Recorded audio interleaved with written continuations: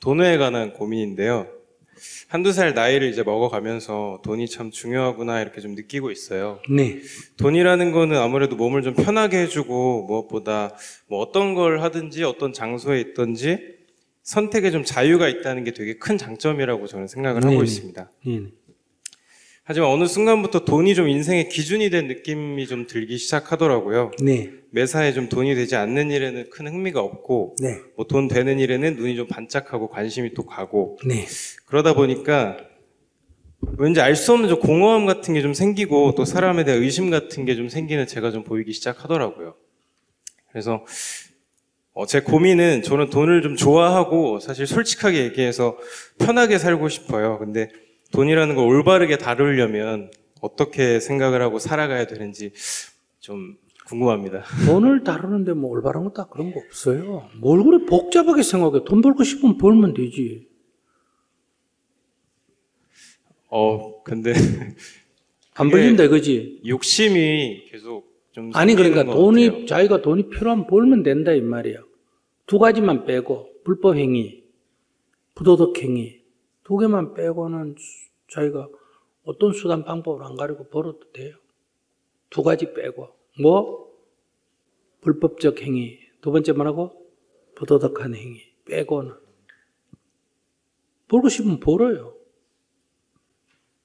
근데 하나 더 고민은 이게 꼭 밑빠진 독처럼 채워도 계속 부족한 느낌이 들고 사실 행복이랑 점점 더 멀어지는 것 같아요. 오히려 인간관계도. 그러면 안 벌면 되지. 안 벌면 또 아쉬우니까. 그럼 벌면 되지. 그럼 뭐 어렵다고 그래요. 내가 예를 들어서 술을 먹고 싶다 먹으면 돼요. 그러니까 아침에 속 시술이다 그러면 안 먹으면 돼요. 또 먹고 싶으면 먹으면 돼요. 속 시술이다 그러면 안 먹으면 돼요. 한 3번쯤 반복해 보니까 이게 술 문제예요, 내 문제예요? 내 문제구나. 그러니까 자기가 이제 결정을 해야지. 먹고 속이 쓰리든지 속 쓰리기 싫으면 안 먹든지. 근데 나한테 술은 먹고 싶고 속은 안 쓰리는 방법 없습니까? 그럼 스님 뭐라 한다? 없다 이러지. 선택이에요. 돈을 빌릴까요 말까요? 그건 어떤 게 옳고 그런 게 없어. 돈 빌린다? 오케이. 그러면 갚아야 된다. 갚기 힘든데요? 그럼 빌리지 마라. 이게 인생이에요. 선택에 따른 책임이에요. 근데 여러분들의 고민은 선택은 하고 싶고 뭐는 하기 싫다? 책임은 지기 싫은 거예요. 그래서 고민이 생기는 거예요. 이건 전생하고도 관계없고 하나님하고도 관계없고 사주하고도 아무 관계가 없어요. 없는데 자꾸 거기다 책임을 내넘기려고 그래. 누가 뭐 돈이 뭐 부족하다 이런 얘기하는 돈이 필요하면 버세요. 뜻대로 안 벌리는데요. 그럼 네 능력보다 네가 더 많이 벌라니까 그런 거 아니냐. 그거 욕심이다. 욕심을 버리라는 건 돈 벌지 말라는 얘기가 아니라 네 능력이 100만 원 버는데 네가 500만 원 벌겠다 하면 현실적으로 이루어질 수 없으니까 네가 괴롭다 이 말이야. 돈은 선악의 개념이 아니에요. 좋은 것도 아니고 나쁜 것도 아니에요. 자기가 돈에 집착을 하면 돈이 마약 같은 성격을 냅니다. 돈에 자기가 노예가 된다는 거예요. 돈도 뭐 잘 쓰면 얼마나 칭찬 듣습니까? 돈을 저 요즘 북한에서 식량이 부족하다 할 때 보내면 복지는다 이러잖아요. 그러니까 쓰면 좋은 거예요. 그러니까 어떤 거든 이 존재 자체는 좋은 것도 아니고 나쁜 것도 아니에요. 그걸 어떻게 쓰느냐. 그러니까 만약에 탈미꽃 뿌리를 독이냐 약이냐. 모든 약은 독성이 있어야 약성이 있습니다. 독성이 없는 건 약성이 없어요. 어디 쓰느냐? 그걸 따려서 그냥 씨뿌리를 한꺼번에 따려 먹는다. 그럼 사약이에요. 그 조금씩 희석해가 먹는다. 그럼 약이에요. 화장실에 집어넣으면 구더기가 싹 죽어요. 사람한테는 약이고 구더기한테는 뭐다? 독이에요. 그러니까 돈 자체는 좋은 것도 아니고 나쁜 것도 아니에요. 자기가 필요하면 필요한 만큼 벌면 되고 안 벌리면 벌린 만큼에 맞춰서 살아라 이 얘기예요.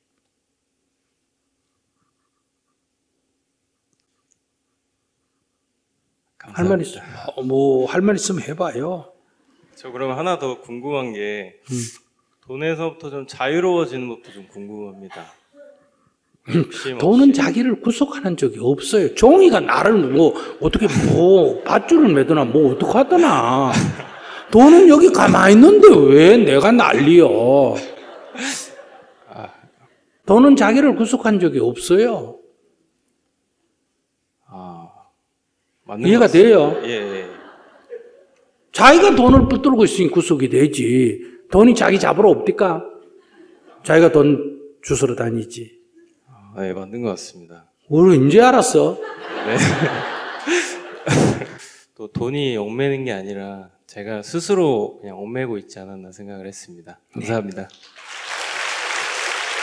안녕하세요. 스님 만나뵙게 되어서 영광입니다.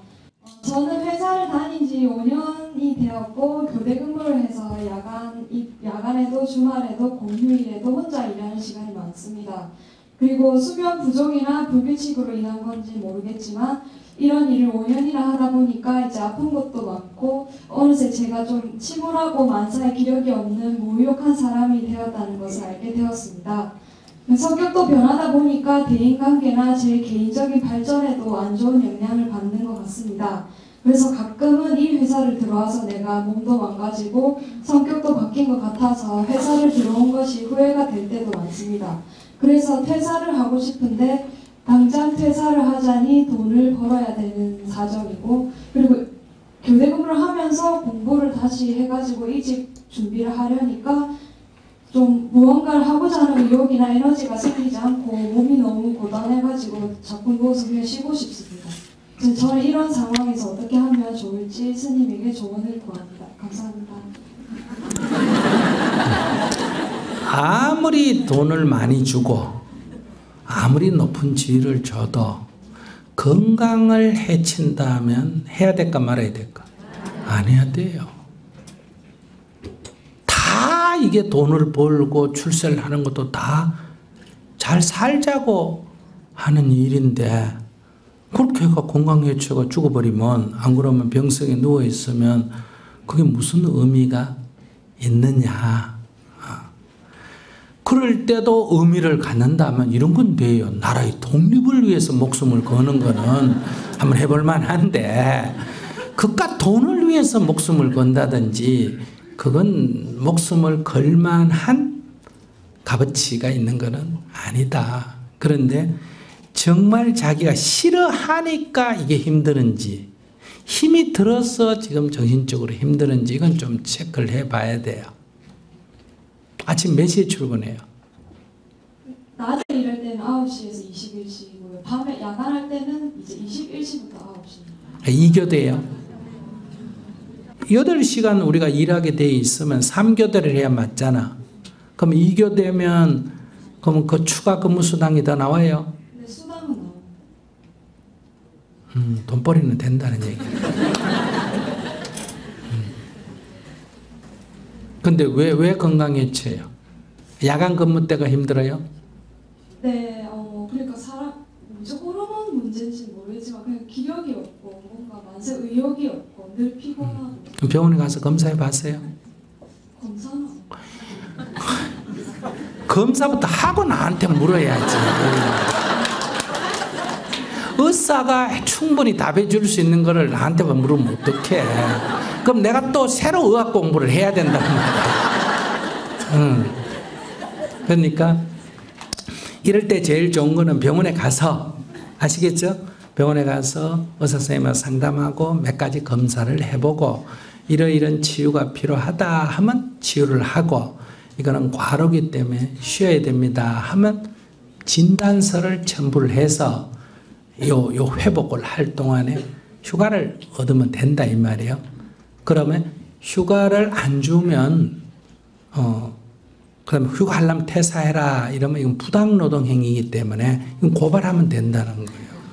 그러면 이거 고발을 어떻게 하느냐 이런 생각하면 안 돼요. 고발은 누구를 모함하려고 하는 건 나쁘지만은 이게 법이 보장되어 있는 자기 권리는 찾아야 돼요, 안 찾아야 돼요? 찾아야 돼. 이걸 못 찾아 먹는 거는 착한 사람이 아니고 바보예요. 이걸 자꾸 착하다 그러면 안 돼. 이건 바보요. 그러니까 그렇게 해서 그 없는 걸 어거지 쓰면 안 되지만은 그 법에 확인되어 있으면 이런 절차를 밟는단 말이에요. 이런 절차를 밟다가 회사에서 만약에 잘랐다. 그러면 이제 이게 퇴직금이나 이런 거에서 그냥 사표 내는 것보다 많이 받습니다. 내가 나간다면 조금 받고 내보내려면 어때요? 추가적으로 또 줘야 돼요. 그러니까 이 사회 정의를 위해서도 이건 하는 데까지 하다가 그만둬야지 그냥 힘든다고 관두면 그리고 자기 회사에 다니는 다른 노동자들을 위해서도 자기가 이게 필요하다 부당행위라면 제기를 해줘야 나는 조금 이거 하는데 힘들지만 다른 사람한테 도움이 된다. 무슨 말인지 아시겠죠? 그럼 우리가 그런 약간의 사회의 공익을 위해서는 약간 희생정신이 있어야 돼요. 선생님도 이렇게 하는 거는 공익을 위해서 지금 내가 한단 말이에요. 여기 돈을 벌기 위해서도 아니고 다른 목적이 있는 게 아니라 내가 행복하니까 행복하지 않는 사람에게 약간의 내가 가진 노하우를 제공하는 게 필요하다. 이제 공익이거든요. 그럼 이렇게 내가 소송을 하는 게 나는 좀 귀찮지만은 그러나 이 회사 다니는 부당 노동이 되고 있는 사람들이 건강을 해치는 이 방식은 개선이 돼야 된다 이런 얘기요. 그럼 자기가 이제 이게 이 병이 자기의 그냥 신체적 결함 때문에 생긴 건지 이게 과로 하루 이겨도 한다는 건 사실 좀 과로잖아. 그죠? 과로 때문에 생기면 자기만 아픈 게 아니라 다른 사람도 아프면 나만 그만둔다든지 이게 아니라 이 회사의 제도를 바꿔야 된다는 거예요. 상교대 시스템으로 바꾸든지. 그러니까 그런 것이 합당한지 어떤지를 먼저 체크를 해야 되고 그 증거가 있어야 된다는 거예요. 의사의 진단서를 첨부해서 제기를 해야 된다. 그러니까 변화를 위한 노력을 해야 되는 거예요. 그런데 이제 우리 건강은 신체에 무슨 딱 이상은 없는데 아픈 경우가 있어요. 그런 경우 있어요, 없어요? 병원에 가면 아무 이상이 없어요. 그래서 요즘은 의사들이 그냥 앞에다 뭘 붙인다? 신경성이라고 붙여요. 아시겠어요? 옛날 같으면 병명이 신경성 위험입니다. 신경성 뭡니다. 이렇게 붙여준단 말이에요. 이제 그것도 이제 변명이 돼요, 요새는. 그러면 이제 어디를 가야 되나? 뭐 한의원을 가야 돼요. 첫째 어디를 가야 된다? 양의를 가요. 아니, 첫째는 어디를 가야 된다? 양의를 가가 검사를 해야 되고. 근데 양의의 병명이 안 나오는데 몸은 계속 아프다면 두 번째 어디를 가야 된다? 한의원을 가면 왜 한의원을 가라 그러냐면 딱 고장이 난 건 양의가 제일 잘해요. 근데 이게 어느가 딱 고장은 났는데 기능 저하, 기능이 떨어졌거나 이게 균형이 안 맞아요. 그러니까 장기 사이에 이 기능이 안 맞아서 부조화로 인해서 몸이 아픈 경우가 있어요. 이거는 검사상은 안 나와요. 그럼 이거는 이제 어떠냐? 한의원에서 진맥과 여러 가지를 하면 체크가 될 때가 있다. 그럼 거기에 이제 치료를 받으면 돼요. 근데 이 양의적으로도 이게 고장난 게 없고 한방으로도 기능에 특별한 부조화도 없는데 몸이 아프다. 그러면 이제 이거는 주로 심리적인 경우가 있습니다. 즉 어떤 트라우마라든지 이렇게 심리적인 위축 이런 게 있다. 그럼 이런 거는 이제 이 수행을 한다든지 스님하고 면담 이런 게 이제 치유의 한 방식이 된다. 이런 절차를 밟아가 내가 도와주는 거지 무조건 아픈 사람을 스님하고 상담하면 된다 이렇게 이해하시면 안 돼요. 그들의 역할과 겸해서 제가 이게 무의식 세계가 이렇게 꽉 묶여 있으면 이 장 기능이 내분비 기관이 제대로 작동을 안 해요. 그래서 이게 탁 풀어지면 훨씬 원활해지거든요. 그래서 이제 그런 거를 조사를 하고 내가 보기에 그 직장이 이런 과로라 그러고 또 거기에 또 적응하기엔 당신 건강이 어렵고 이러니까 그건 아무리 돈이 많아도 그만두는 게 좋겠다. 이건 내가 조언해 줄 수가 있는데 자기 이제 원인도 모르고 그냥 병원에도 안 가보고 그냥 직장 그만둘까 말까 이건 밤새도록 고민해도 해결이 안 나. 몸이 아프면 그만둬야 되겠다 싶고 돈 생각하면 가야 될 것 같고 그러니까 이게 아침 저녁으로 바뀐다 이 말이에요. 그러니까 병원에 가서 먼저 검사를 해보고 거기에 따라서 이 직장이 건강을 해친다면 그 근무 시간을 조절할 수 있는지 이거를 전문가하고 의논해보고 거기에 합당하다, 법으로 합당하고 내가 조금 기능장애가 있는 거라면 퇴사를 해야 되고, 이게 누구라도 이렇게 하면 병날 수밖에 없다 하면 뭐다? 회사가 이 근무 시간을 조정해야 된다 이 말이에요. 그럼 그런 거는 사회의 발전을 위해서 내가 그걸 제기를 해줘야 돼요. 그런 절차를 밟으면 좋겠다 싶어요. 감사합니다. 네. 일부 강사는 강령료를 받고 하시는데 네. 스님은 무료로 강령하시는 게 매우 이유가 무엇인가요? 사실 무료라는 말씀을 듣고 너무 충격적이었고요.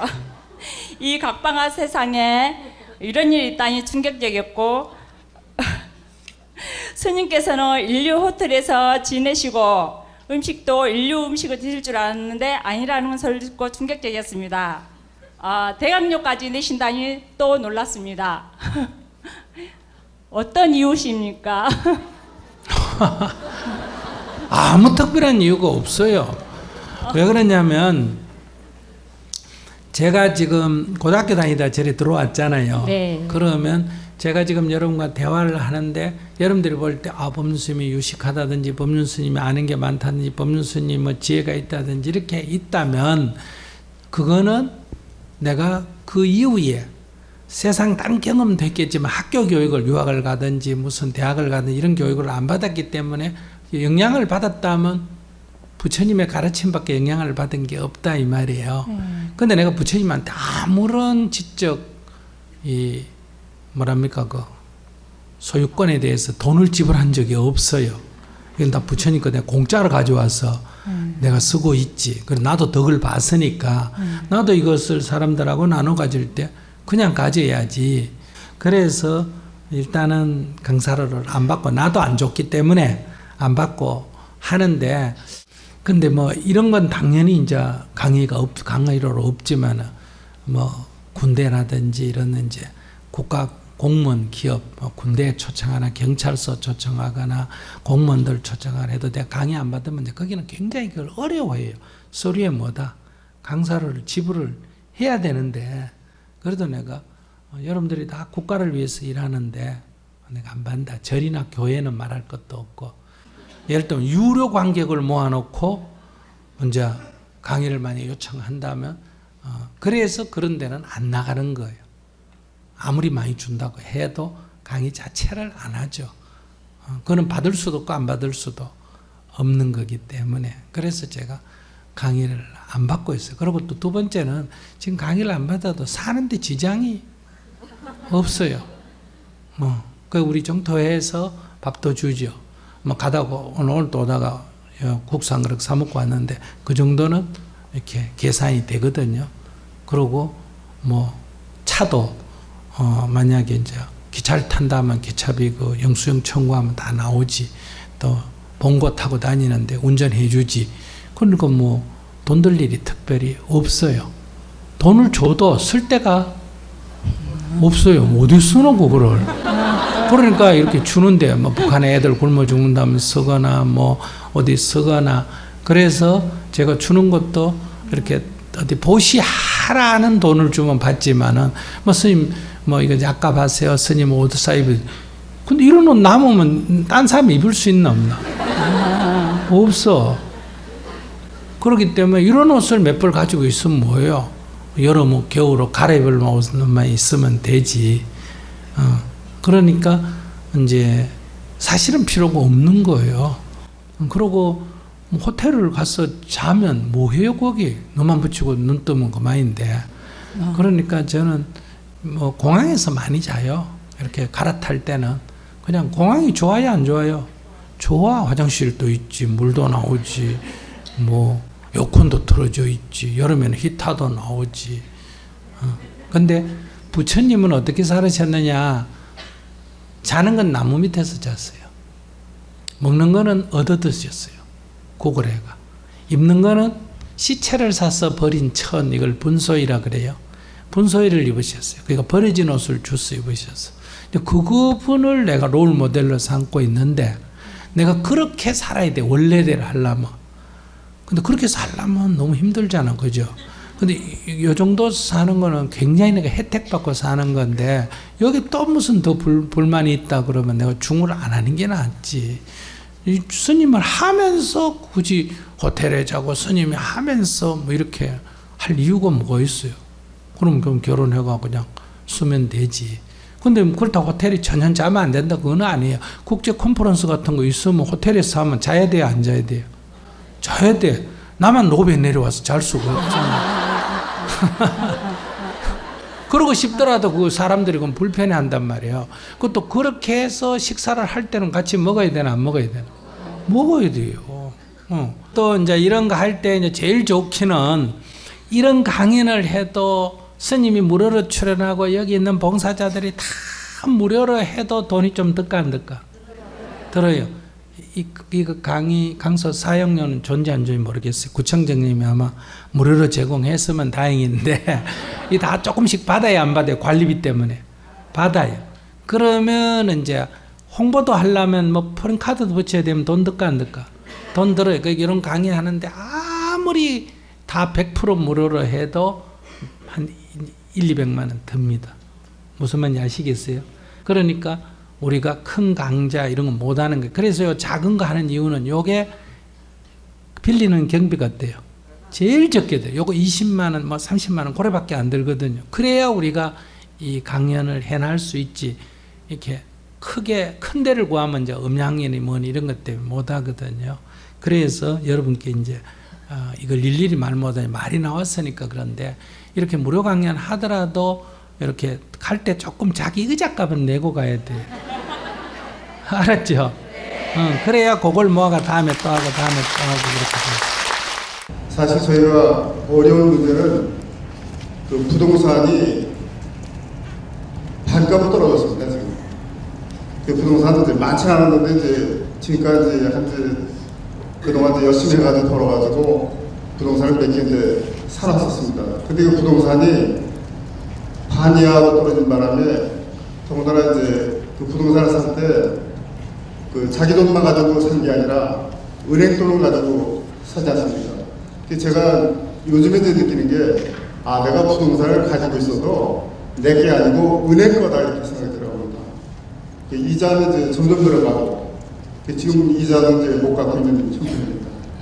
물론 이제 옛날보다 지금 상당히 잘 먹고 잘 삽니다, 사실. 근데 이제 심리적으로 상당히 지금 어려움이 있습니다.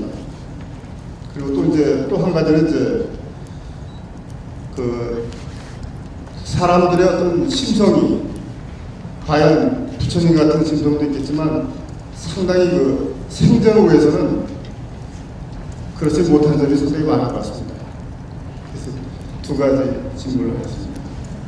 자기를 빼고 객관적으로 그냥 일반적으로 말할 때 우리나라 부동산이 너무 비싸요, 싸요? 아니 우리나라 부동산 가격이 너무 비싼 편이에요, 싼 편이에요? 원래는 그게 비쌌습니다, 사실은. 아니 지금도. 지금은 많이 반값은 떨어졌습니다. 아니 그 반값 떨어졌는데도 이게 비싼 편이냐 싼 편이냐 물어보는. 지금은 비쌉니다. 지금 만약에 자기가 대학 졸업할 때는 대학 졸업하고 취직해서 몇 년 지나면 전셋집이라도 하나 얻고 또 몇 년 지나면 융자 받아가지고 서민 아파트라도 하나 살 수 있었어요, 없었어요? 살 수 있었죠. 근데 지금 대학생이 졸업해가지고 취직해서 부모가 안 도와주고 지 힘으로 집 사는 게 가능해요, 불가능해요? 그러면 비싸다는 거예요, 싸다는 거예요? 부동산 가격이. 부동산 가격이 그때 제가 판단한 데는 어떤 기준이 있어야 되는데 지금까지 제 나름대로 살아온 경험에 의하면 싸진 편입니다. 근데 물론 이제 학생들이 대학생들이나 아니면 이제 대학 졸업해가지고 이제 취직하지 않습니까? 그래가지고 지금 산다면 거의 사질 못합니다. 그러니까 비싸다는 얘기 아니에요. 제가 제 입장에서는 싼 것 같은데 그 젊은 애들 입장에서는 비싸죠. 그러니까요. 그러니까 자기 입장에서는 그런데 자기 입장에서는 당연히 가격이 절반으로 떨어졌으니까 사줬다 생각하지만은 비싼 거예요. 그러니까 이 부동산 가격은 배 정도 떨어지는 게 아니고 한 5배 정도 떨어져야 이 전체 경제가 제자리로 돌아갑니다. 무슨 말인지 아시겠어요? 시골의 땅, 옛날에 있던 땅 그대로인데 요즘 공시지가가 자꾸 올라가지고 세금 많이 나와요, 안 나와요? 많이 나와. 자기가 뭐 한 것도 아닌데, 돈 번 것도 아닌데. 그래서 요즘은 집은 가지고 있는데 가난한 사람. 집만 있지, 가난한 사람. 돈 없는 사람 많고. 땅은 있는데 가난한 사람. 이런 사람도 많아요. 지금 얘기 들어보면 자기도 땅은 부동산이 몇 개 있잖아. 그죠? 근데 지금 공지에 몰려 있지 않습니까? 그죠? 이런 사람이 굉장히 많다는 거예요. 그러니까 이거는 언젠가는 정리가 돼야 됩니다. 이게 올라가지고 해결하려면 또 그 오를 때 또 샀던 사람, 자기 판 가격에 산 사람은 어떻게 했어? 똑같은 문제가 되겠죠. 그러니까 이 문제가 해결되려면 자기가 손해를 좀 보고 팔아가지고, 그러니까 거품에서 샀으니까 거품이 꺼져야 된다 이 말이야. 그래서 처리할 수밖에 없어요. 객관적으로 보면. 주관적으로는 자기가 좀 손해지만은 세상 전체로 보면 좀 더 떨어져야 돼. 그러니까 자, 부동산이 하나도 없는 사람은 지금 떨어지든 오르든 걱정이 있어요, 없어요? 없지. 그래 자기는 오를 때 좀 딴 사람에 비해서, 없는 사람에 비해서 덕 좀 봤어요, 안 봤어요? 봤지. 그 떨어질 땐 손해를 좀 봐야 안 되겠어요? 그러니까 그거는 엄격하게 보면 걱정거리는 아니에요. 옛날에 이런 말이 있어요. 홍수가 나가지고 논밭이 막 떠내려갔어요. 그러니까 사람들이 막 아우성이에요. 근데 이제 그때 거지 부자가 그걸 보고 아들이 이렇게 말했어요. 아빠, 우리는 걱정할 거 없네 이랬어요. 그러잖아. 땅이 없으니까. 그죠? 그러니까 아빠가 뭐라 그랬냐. 다 그게 너가 애비 덕택인 줄 알아라 이랬어. 그러니까 그게 이제 무슨 말이냐면 없으면 걱정이 없는데 오히려 있어서 걱정이잖아. 그죠? 그러니까 없어서 걱정인 거는 모으려면 힘이 들지만은 있어서 걱정인 거는 버려보면 끝난단 말이에요. 그러니까 정리를 해버리세요. 그럼 걱정거리가 없어져요. 근데 그걸 붙들고 있으면 결국 부동산 올라야 되잖아. 그죠? 그럼 현재 국민 전체 여론은 부동산 내려야 된다고 말해요? 올라야 된다고 말해요? 내려야 된다고 말하는데 자기들 몇몇은 가지고 있는 사람은 올려야 된다고 생각하니까 이게 지금 손가락 받는 소수의 자기가 들어가는 거예요. 강남 사람들, 땅 투개가 가지고 있는 사람들의 자기가 속한단 말이에요. 그래서 지금 부동산 값 내린다고 지금 난리를 피우고 이러지 않습니까? 그래서 이제 또 이런 사람들, 선생님 같은 분들 얘기 들어가 이제 부동산 규제를 풀잖아. 그죠?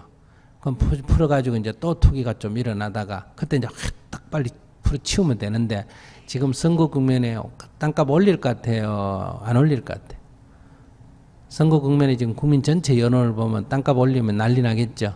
그러니까 미쳐 있으면 한 5년 내지 10년 가질 각오를 하고 갖고 계시고 없으면 하루라도 빨리 팔아치우고 정비를 하고 그러니까 5개면 4개는 팔아치워서 빚 갚고 1개쯤은 자기 땅으로 만들어가 갖고 있으면 갖고 있지. 그걸 갖고 하기는 어렵다. 그리고 이제 우리나라도 뭐 또 기회가 있기는 있겠지만은 앞으로 봐가지고 땅 투기를 해가 돈 벌기는 이제는 옛날처럼 그렇게 못 버는 시대로 들어갑니다. 왜냐하면 인구가 앞으로 줄어들어 갈 거고 무슨 말인지 아시겠어요? 그 다음에 남북관계가 풀리거나 이러면 이제 부동산 경기가 다른 쪽으로 옮겨갈 거고 그래서 예를 들면 분당이나 일산이나 이런 데는 앞으로 가격이 자꾸 떨어질까 높아질까? 자꾸 떨어집니다. 예. 그러니까 이제 그런 거 생각 조금 바꾸시는 게 좋아요. 그러니까 차제 정리를 좀 하시는 게 더 낫지 않겠나 싶어요. 그러면 근심도 없고 괜히 가지고 걱정하고 땅만 가지고 있다. 평수만 가지고 있지. 빚도 못 갚고 근심 걱정하느니 정리해버리고 편안하게 사는 게 낫죠. 그런 거 정도 갖고 뭐 있는 거 버리는 거 그거야 부처님한테 의논할 필요가 없잖아요. 그죠? 자기 맘먹기에 달린 거니까. 어떻게? 제가 더 말씀드려도 되겠습니까? 이제 사실 지금 이렇게 살면서 말입니다. 살면서 저도 이제 자식이 둘이 있는데 아직 이제 결혼을 못 시키고 그다음에 결혼시켜야 되고 근데 이제 쉽게 뭘 포기한다든가 그게 상당히 어렵습니다. 그게 포기하는 게 손해 나는 포기를 하라는 게 아니고 그게 포기하는 게 자기한테 이익이라는 거예요. 그래서 결국은 이 사는 집까지 다 버리려고 그래요. 사는 집까지 나중에 이가 더 떨어지면 더 경기가 지연이 되면 자기 결국은 이자는 자꾸 늘고 작은 이자라서 오를 때는 그게 별거 아닌데 내릴 때는 이자가 눈덩이처럼 느껴지지 않습니까? 그죠? 그럼 자기 집까지 버려야 된다. 지금 상태가 뭐 각자 다르겠지만 저 같은 경우는 이제 날리면 이제 다 날리는 걸로 이렇게 되어 있습니다. 그래도 정리하는 게 안 나을까요? 네, 그게 낫습니다. 그래도 어쨌든 현실적으로 중요하거든요. 주식 투자 같은 거 해본 적 있어요? 그건 없습니다. 예. 주식 투자할 때 제일 그 먼저 배워야 될 게 뭐냐? 손절매라고 들어봤어요? 손절매. 손해나고 파는 거. 손해나고 팔 줄 알아야 됩니다. 화투를 칠 때는 아무리 이게 뭐예요? 판이 잘 돌아도 상대편이 내보다 더 잘 뚫었을 것 같이 느껴질 때는 무조건 들어가야 돼요? 세워야 돼요? 스님 이런 얘기까지 해가 될까? 내가 장땡이가 들어와도 상대가 광땡이 들어오면 들어가야 돼요? 그냥 우겨야 돼요? 그러니까 그것처럼 1,000원을 주고 샀는데 이게 800원을 떨어졌어. 그럼 대다수 99%는 1,000원 이상 오를 때까지 기다립니다. 기다렸다가 1,200원 되면 팔아야 200원 번다고 생각하거든요. 근데 800원 떨어졌을 때 이게 600원까지 떨어지겠다 할 때 800원에 파는 게 뭐다? 손절매라 그래요? 그래야 그 사람이 주식 투자를 할 수가 있어요. 800원에 팔 줄 알아야 돼요. 과감하게. 그래서 600원까지 떨어지면 그때 사는 거예요. 그러면 단박에 자기가 산 가격 아래에서 돈을 버는 거예요. 그걸 배워야지. 우리 보통은 다 일반 투자자는 1,000원 주고 샀으면 1,200원, 1,300원, 2,000원 오르기를 기다리거든요. 그건 이제 장기 투자 때 그래야 돼요. 1,000원 주고 사가지고 장롱 안에 넣어놓고 한 5년이나 있다가 주식이 너무 올라가지고 막 너도 사고 나도 사고 막 그냥 난리하고 정부가 규제 조치하고 이럴 때 눈 감고 가서 팔아버리고 그 다음에 언제 주식 사느냐 막 주식이 폭락을 해가지고 자살하는 사람이 생기고 주식 불 찌르고 막 전부 망했다고 난리 피울 때 어떻게 해야 된다? 주식을 사야 돼요. 그래놓고 또 장롱 안에 넣어놓고 또 너도 나도 옆에서 주식한다고 난리 피우고 막 폭등을 했다 그러고 규제 조치가 막 나오고 이럴 때 갖다 팔아버려야 돼. 그러면 그래 잔머리 안 굴려도 돈 벌지 뭐. 근데 보통 사람들은 어떠냐? 오르면 더 오를 것 같아서 못 팔고 내리면 더 내릴 것 같아서 다시 오를 줄을 기다리면서 안 파는 거예요. 그러다가 나중에 이제 바닥 좀 칠 때 되면 어떻게 합니까? 에라이 기분 나빠 그냥 팍 팔아치워버리는 거예요. 그럼 자기 팔고 나면 항상 올라. 아시겠어요? 자기 사고 나면 항상 어떻게 한다? 떨어져요. 그래서 대부분 막차 타지. 그래서 이제 이 일반인들이 가서 그래 돈을 집어넣어 줘야 이제 전문가가 돈을 벌 거 아니에요. 외국인이 돈을 벌 거 아니에요. 그죠? 외국인들은 들어가지고 돈을 벌어가요. 손해보고 나가요. 다 벌어 나가지요. 그럼 그 누돈이요. 다 여러분들 일반 투자자 개미들 돈 아니에요. 그걸 싹 걷다가 가는 거예요. 그러니까 외국인이 우리나라 투자할 때 언제 투자했다? IMF 때 투자했죠. IMF 때 헐값에 나오는 건물 잡아놨다가 나중에 10배 뻥튀기가 나가잖아요. 그러니까 이게 경제가 망했다고 막 난리를 피우거나 막 남북 간에 분쟁이 생겨가 막 주가가 곤두박치고 폭 나갈 때 이때 사는 거예요. 사는 거는 무슨 말인지 아시겠죠? 파는 거는 막 주가가 막 치솟고 막 너도 나도 사자 할 때 그때 갖다 팔아버려야 돼. 그러니까 지금은 부동산은 옆으로 빙빙 도는 거예요. 떨어질 때가 아니고 폭락할 때가 아니고 옆으로 빙빙 돌 때가 제일 어려운 거예요. 오르지도 안 하고 내리지도 안 하고 이율만 자꾸 넘어가지. 그러니까 내가 볼 때는 정리하는 게 나을 것 같은데 자기가 생각해보고 그런데 내가 여기 말하는 거는 스님이 정리하라 그래서 정리했다. 또 내일 오르면 승리 정리하고 나니 한 달 만에 올랐다. 이런 거를 얘기하는 게 아니에요. 또 스님이 정리하라가 정리했더니 한 달 만에 내리가 아이고 우리 스님 용한테 이런 얘기 하려고 내 이 말 하는 거 아니에요. 잘 들었어야 돼요. 무슨 얘기냐 하면 그래도 당신은 가지고 걱정하는 거다. 그러니까 그건 걱정축에 안 들어간다. 그건 놔버리면 걱정이 안 된다. 그러니까 자기가 걱정거리는 아니라는 거예요. 이걸 갖고 어떻게 할 건지는 연구 좀 해야 되지만 걱정거리는 안 된다. 이 얘기. 깨끗이 아주 처분하겠습니다. 뭐 그거는 이제 알아서 하세요. 후자는 뭐라고요? 두 번째 질문 뭐라고요? 두 번째 질문은 이제 살다가 보면 거짓말이나 아니면 이제 예, 알았습니다. 사람이 이렇게 거짓말도 하고 이제 너무 이기적이고 그렇다 이거죠. 근데 인간 본성이 그렇습니다. 본성이 좀 이상하고 이 중생이라는 게 그래요. 부부지간에도 그런데 뭐 결혼할 때 어떻게 합니까? 지 얼굴은 생각 안 하고 상대편 얼굴은 좀 더 이쁘고 잘생기기를 원해요, 안 해요? 원하죠. 지 처지는 생각 안 하고 상대가 돈 많기를 원해요. 자기 처지는 생각 안 하고 지 성격은 안 보고 상대 성격은 좋기를 원해요. 자기는 상대한테 해줄 생각은 별로 없고 저 남자 잡으면 저 여자 잡으면 덕볼까 이런 생각해요. 그래서 다 이 거짓말을 조금씩 하는 거예요. 선보러 나갈 때 잠바 입고 나가요? 양복 입고 나가요? 평소에 잠바 입고 살다가 양복 입고 나가죠? 세수하고 나가요? 그냥 나가요? 세수하고 나가죠? 머리 만지고 나가요? 그냥 나가요? 머리 만지고 나가요? 화장하고 나가요? 그냥 나가요? 화장하고 나가지. 없는 돈이라도 빌려가 남자 같으면 좀 가지고 나가요? 그냥 나가요? 가지고 나가지. 왜? 평소에 커피숍에서 커피 마시다 그날 호텔 커피숍에 가서 먹으려고 그런다면 그럼 이게 엄격하게 말하면 다 사기 아니에요. 신발도 뒤축 키 좀 작다 싶으면 뒤축 좀 높은 거 신고 나가잖아요. 여자는 또 평소에 괄괄하던 여자가 또 가서 얌전 좀 빼야 안 빼요? 얌전 빼죠. 이 전부 사실은 거짓말이에요. 이래가지고 서로 속여가 결혼을 하니까 살다 보니까 신발 벗고 나니 키도 작고 세수하고 나니까 얼굴도 못생겼고 옷 벗고 나니 몸매도 그렇고 머리 풀고 나니까 그것도 그렇고 주머니 뒤져보니 돈도 별로 없고 그래서 아이고 속았다 이런 생각이 드는 거예요. 괜히 했다 이런 생각이 들고 이게 인생이란 말이에요.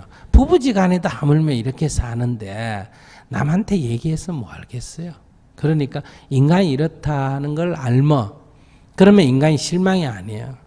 바로 그렇기 때문에 나도 그렇기 때문에 남이 그런 거를 욕할 필요가 없다. 내가 어떤 사람한테 전화할 때 너 뭐 필요하니? 이래가 전화할 때가 많아요. 야, 뭐 이거 좀 도와줘. 이거 어떻게 되는 거야? 하고 내가 필요해서 전화해요. 상대편 필요한 걸 내가 알라고 전화해요. 자기 일상적으로 누구한테 전화할 때. 예? 그렇지. 다 이거 이기적이지 않아요. 저한테 전화 오는 거 90%는 뭐 해달라고 전화 와요. 뭐 나한테 주겠다고 전화 와요. 스님 돈 드릴 테니까 시간 좀 내주세요. 이런 사람은 열에 한 명도 안 돼요. 다 뭐 부탁하려고 전화 오지. 근데 그 사람만 그런 게 나도 어디 전화할 때 평생 전화 안 하다가 어디 전화할 때 부탁할 때 전화하잖아요. 그죠? 그래서 사람은 다 전화하는 건 부탁하려고 전화하는 거예요. 보자는 것도 다 부탁하려고 보자는 거예요. 대부분이. 아시겠어요? 내가 뭐 밥 한 끼 사겠다 이래도 어때요? 자기가 심심하니까 같이 놀라고 그러는 거예요. 그 다 100% 그런 건 아니고 뭐 빚진 거 갚으려고 하는 경우도 있지만은 90%는 그래요. 이게 인생사요. 그러니까 그거를 저놈 새끼 저거 늘 지 필요할 때만 전화한다 이런 말 하잖아요. 그죠? 근데 그게 그 사람만 그런 게 아니라 모든 인간이 다 그래요. 그래서 그걸 너무 안에 꼽게 보면 안 돼요. 인간이 그렇다. 그러니 항상 다른 사람을 이해해라. 또 내가 다른 사람 만날 때는 너무 그렇게 이해관계로만 하지 마라. 안부 전화도 좀 하고 평소에 관리 좀 해야 돼요. 알았습니까? 평소에 이해관계 없이 관리 좀 했다가 나중에 부탁하면 되는데 거의 대부분 저도 보면 전화 오는 거 가만히 받아보면 어때요? 평소에 연락이 없다가 꼭 필요할 때 전화하죠. 저는 옛날에는 자식들 이랬는데 요즘은 어때요? 나도 그러고 있다는 걸 알기 때문에 아이고 얼마나 답답하면 나한테 전화했겠나 생각을 이래 바꾸면 내가 좋은 거예요. 안 그러면 다 괘씸한 거예요. 됐습니까? 네. 네, 스님, 저는 평범한 직장 생활을 하고 있는데요. 네. 나름대로 적금도 하고 검소하게 생활을 하면서 지내다가 요즘 들어서 본물 터지듯이 돈을 막 쓰고 다니고 있습니다. 돈을 쓸 때는 그 순간의 즐거움이 있지만 그 순간일 뿐 지나가면 아무 의미 없이 남는 게 없어서 허전한 마음이 듭니다. 네. 네, 잔고에 돈이 점점 바닥나는 걸 보고 있으면 불안이 밀려오면서 이러면 안 되는데? 라고 생각만 하다가 그치고 나중 되면 또 주체 못하고 돈을 쓰고 있습니다. 네. 이러면서 두 가지 생각이 동시에 스쳐 지나갑니다. 하나는 직장 생활로 차곡차곡 돈을 모아서 나의 좋은 미래를 그릴 수 없다는 생각 때문에 지금 여기서 즐길 수 있을 때 그냥 즐기자 하면서 심플하게 생각하게 되는 것과 두 번째는 이러면 나중에 더 힘들어질 텐데 라는 생각과 그리고 잔고의 바닥이 보이면 불안한 마음이 동시에 듭니다. 예, 여기서 스님께 질문 드리고 싶은 건요. 충동적인 소비 습관, 예를 들면 쇼핑 중독이나 먹고 마시고 즐기는 유익거리들을 어떻게 하면 과소비 안 하고 즉흥적으로 소비 안 하면서 적절한 소비 방법이 있는지와 두 번째는 돈을 쓰면 그때만 즐겁고 좋은데 그러면 돈을 안 쓰고도 즐거움과 행복감을 느낄 수 있는 것들이 있는지 궁금합니다. 두 번째부터 먼저 얘기하면 저는 돈 안 써도 즐겁고 행복하게 삽니다. 별로 돈 안 써도. 돈 있으면 쓰니면 쓰긴 쓰잖아요. 예. 주로 어려운 데 나눠주거나 뭐 이러죠. 뭐 개인적으로 쓸 일이 별로 없어요. 근데 나는 제가 네. 살 때 지금은 뭐 여러분들이 지원하고 이런 거지만 옛날에는 대부분 다 제가 개인이 벌었습니다. 중학교 때부터 신문 배달도 하고 그다음에 아르바이트도 하고 그 이후에도 학원 선생도 하고 이렇게 대부분 제가 벌어도 저는 뭐 그 일하는 재미지 돈은 그러니까 돈을 많이 벌면서도 맨날 음식을 뭐 500원짜리 1000원짜리 사 먹으니까 주위에서 그 돈 다 어디 쓰려고 하느냐 이런 얘기도 들었는데요. 근데 그건 뭐 사람이 따라 다르니까 안 쓰고도 여기 다만 한 가지 재밌게 살 수 있다는 거예요. 내 저 어린 친구는 늘 나한테 사람이 돈을 버는 이유는 술 먹고 담배 피고 연애하고 바둑 두고 장기 뜨고 화투 치고 춤추고 노래하고 이런 거 하려고 돈을 버는데 너는 돈은 버는데 그런 걸 하나도 안 하니까 무슨 재미로 사느냐. 그래서 늘 저한테 정말 뭐 사는 재미가 있냐 하는 거. 하나는 나하고 이리 친한데 나 몰래 니 딴 사람하고 놀고 나하고는 그거 안 하는 거 아니냐. 이런 두 가지 의문을 늘 가졌거든요.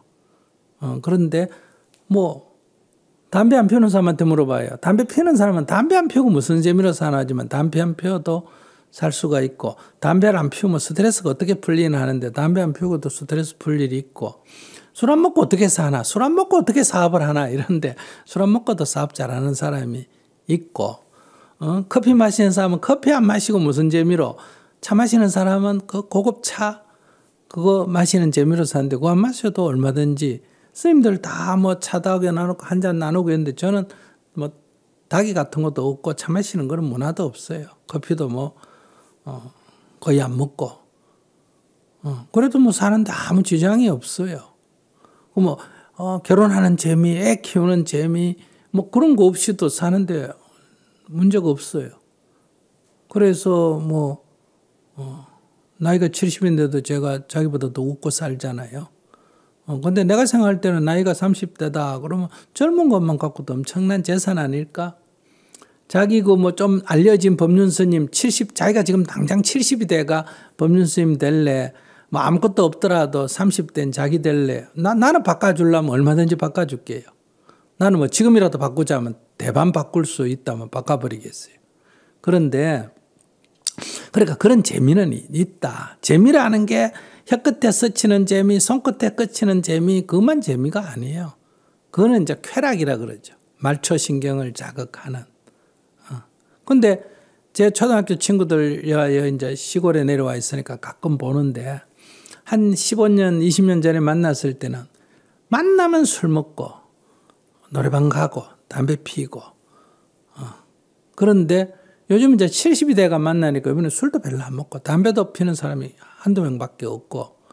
그래서 왜 그러냐니까 아이고 그거 뭐 요새는 다 체력이 안 따라서 그 짓도 못 한다고 다 건강 챙기고 그러더라고요. 그래서 그러면 인생에 재미가 없느냐? 아니라는 거예요. 재미는 있다. 이건 첫째 말씀드리고요. 그건 확실하다. 내가 체험한 거잖아요. 그런데 이제 그 다음에 두 번째는 자기가 그렇게 말초신경을 자극하는 걸 즐기고 그렇게 살고 그 통장에 앵꼬를 내고 그렇게 살든지 차곡차곡 저축하든지 그거는 나는 어느 게 더 좋다 나쁘다고 말할 수 없어요. 부모는 차곡차곡 저축해서 살아라 이럴 거고 윤리적으로는 그렇게 할지 모르지만 저는 그건 자기 선택이다. 뭐 네 좋은 대로 살아라. 남의 물건을 뺏거나 훔치거나 때리거나 성추행하거나 이거 남한테 피해를 주니까 그러지 마라 하지만 자기가 보라고 뭐 자기가 다 써버리는 거야. 뭐 그거 자기 자유예요. 그런데 스님. 이런 말초신경을 중심으로 하는 건 담배 피우는 거하고 똑같아가 중독성이 있다는 거예요. 중독성이, 습관성이 있다. 그래서 그거를 실컷 해버리면 떨어지지 않겠냐. 그건 보통 보면 19은 아니에요. 실컷 하면 할수록 더 욕구가 커진다. 습관성이 있기 때문에. 담배를 막 하루에 10개 피를 실컷 피워버리면 이제 안 피우지 않겠냐. 그게 안 되는 거하고 똑같다. 그러니까 그렇게 하루살이로 살아도 괜찮고 이제 그래 하루살이로 사는 대표적인 문화가 라틴계 사람들 아닙니까? 라틴 아메리카 이런 데 보세요. 그 뭐 재산이고 집이고 이런 거 생각 안 하잖아요. 그냥 기타 치고 노래 부르고 너는 그것도 괜찮다 싶어요. 뭐 그렇게 사세요. 그러면 이제 이 독일이나 영국이나 이쪽 북유럽 계열은 어때요? 아주 근면하게 살고 계획적으로 살고 이러잖아요. 뭐 그게 꼭 좋다고 말할 수는 없어요. 그러나 이제 그 중에 자기가 볼 때 좋은 걸 선택해서 살면 돼요. 그러니까 소비 습관이 이제 너무 이제 좀 지나쳐서 이거를 좀 적절하게 조절하고 싶은데 이 조절하는 방법이 있는지 궁금합니다. 저거야 너 자기가 지나치다 하면 안 하면 되잖아요. 내가 술을 먹으면 너무 많이 먹습니다. 그러면 만약에 소주를 한 병 먹는다면 반 병으로 줄이면 되고 두 병 먹는다면 한 병으로 줄이면 되잖아. 자기가 안다면 이거 많이 먹는다는 거를 모르면 술이 뭐 두 병, 세 병 다 먹어도 괜찮습니다. 이러면야 고치기 어렵지만은 자기가 두 병 먹으니까 몸이 부칩니다. 그러면 몸이 부치면 한 병 먹어라. 그러고 근데 뭐 자기가 자기 소비 수준이 좀 지나치다 그러면 자기가 안 하면 되지. 못 합니다. 아는데도 안 됩니다. 그러면 그건 병이지 뭐. 병원에 가서 치료를 받아야지 뭐.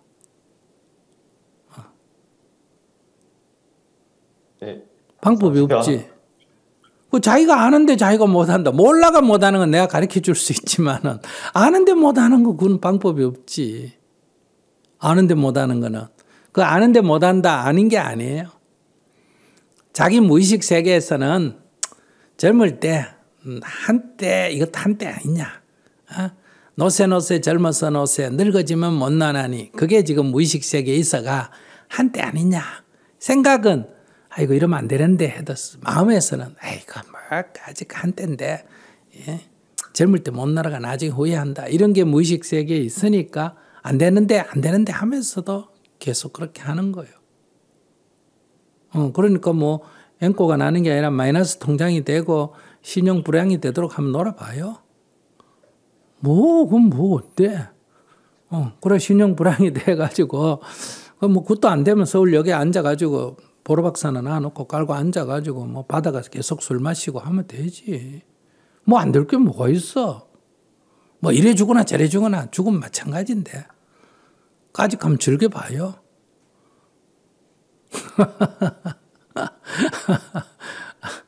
감사합니다. 왜? 즐겨보기로 결심했어요? 아니요, 좀 생각 정리가 되는 것 같습니다. 자기가 뭐 안 하겠다 하지만은 됩니다. 이건 담배 끊어야지 하면서도 계속 피우는 거하고 똑같은 거예요.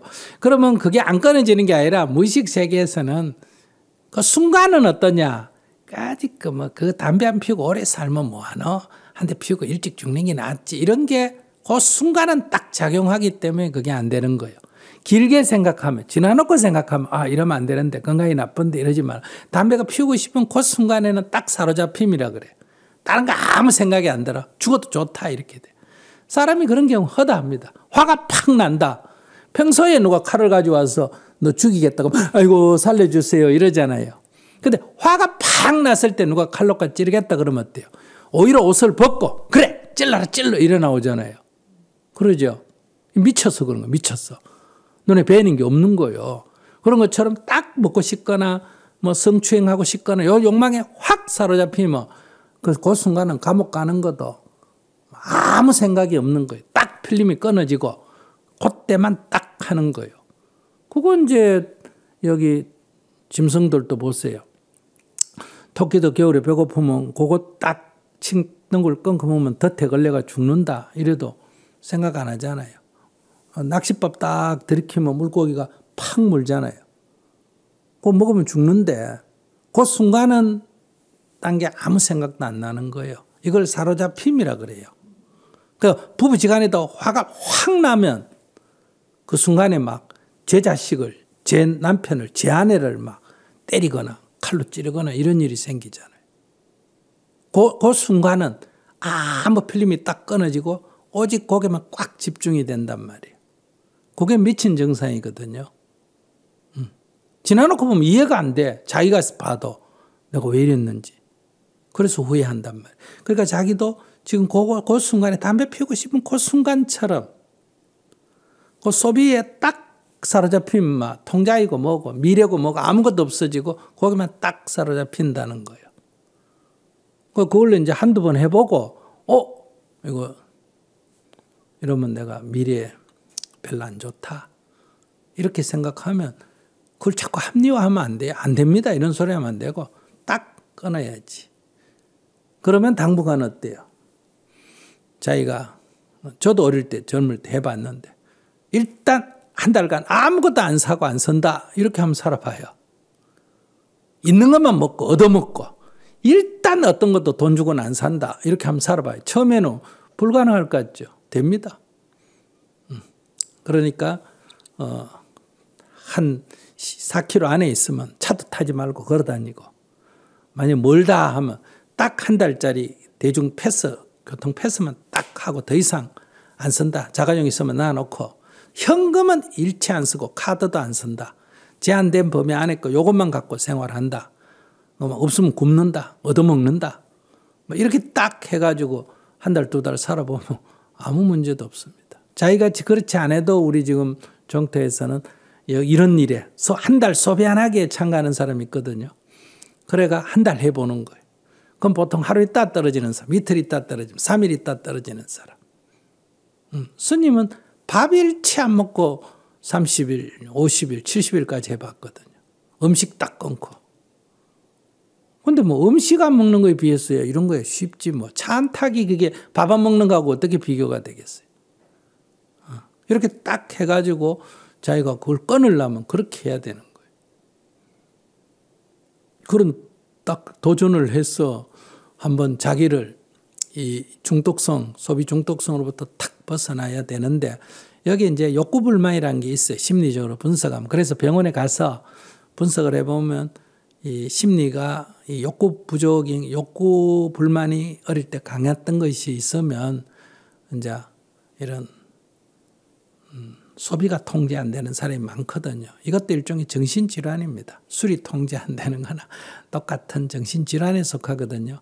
그러니까 자기가 도저히 안 되면 의사의 처방을 좀 받아서 치료를 해야 되고 그 다음에 이제 자가치료, 수행이라는 건 자가치료를 한번 해보려면 자기가 그냥 과소비가 아니라 소비 자체를 그냥 한 달간 그냥 완전히 멈춰버리는 거예요.